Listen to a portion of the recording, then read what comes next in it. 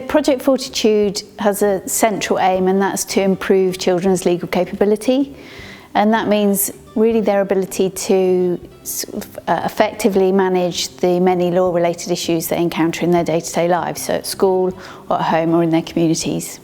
So the research has been funded by the European Research Council, and that's enabled us to work with a professional developer in developing a game called Law Yeah.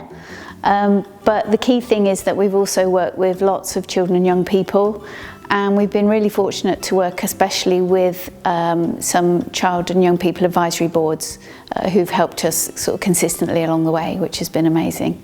And children need to be heard, and they need to know that just because they're children that they've still got really big voices that can be heard and that can make a big difference. So in doing a project like this, they've been given a voice and they've been given opportunity to share their ideas and hopefully create something that can help other children to realise what they're capable of. They've absolutely loved it. Every time we've done the session they've come away beaming. I think the ownership of it and the fact that they've made choices on something that they feel is really, really important. The children definitely have developed an understanding from the beginning of the project, just because they've been hearing that language more often. I think they feel a little bit more confident now. Before they might have heard it but not felt confident to use it in context. We've had conversations in our PSHE lessons where the advisory board have been able to speak to the children kind of as advisors.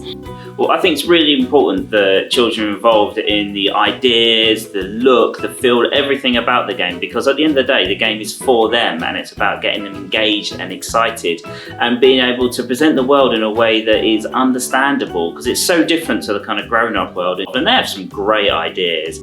One of the things that we also tried to think about with the game was about how the game's structured, so that it's the right amount of length. You can kind of dip in and out of it. You kind of come back to that sort of central board with the pin board in front of you and the bits kind of going. So we really tried to make sure it was something that would suit being played in a class, being played at home, being played with groups of people, being played on your own. I think it's so important how children are impacted, especially in today's society.